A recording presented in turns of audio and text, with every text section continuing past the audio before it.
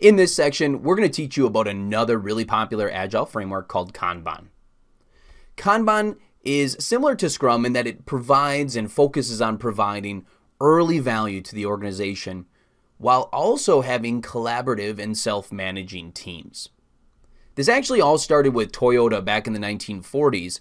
They wanted a way to more visually understand their workflow and the work items and to more easily identify bottlenecks in that workflow.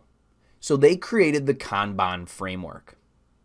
Now, over the years, this has been adopted and adjusted and refined, so it's definitely not the same Kanban that was in the 1940s, but it's always good to know kind of where it started and why it got created. Today, a lot of software companies and different organizations utilize Kanban to help them achieve value in their various projects that they're working on. But where I want to actually start is the 4 basic principles of Kanban. This is really the heart and soul of the framework. So the first one is start with what you do now. What Kanban is saying here is, hey, you don't have to conform your whole organization around Kanban like you have to do with some Agile frameworks such as Scrum. Instead, Kanban will come and form to your organization. So start with what you do now.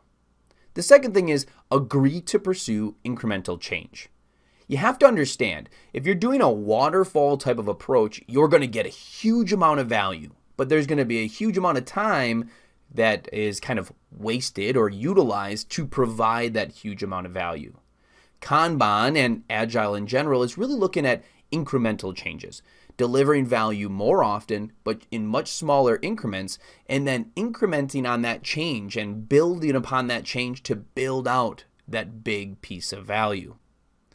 The third basic principle of Kanban is to respect current processes, roles, responsibilities, and titles. Simply, this is saying you don't need to change everything with your organization to match Kanban. You don't have to make new roles and have people learn new responsibilities. Instead, you can utilize what you have and still use the Kanban framework, which is very, very intriguing for many organizations. And the fourth basic principle is encourage acts of leadership at all levels. This comes down to the self-managing teams.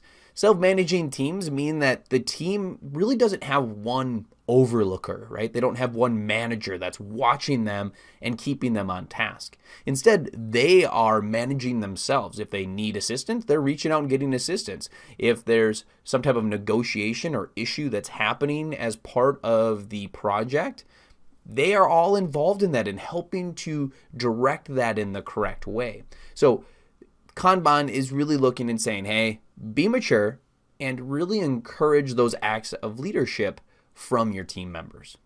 So those are the 4 basic principles of Kanban.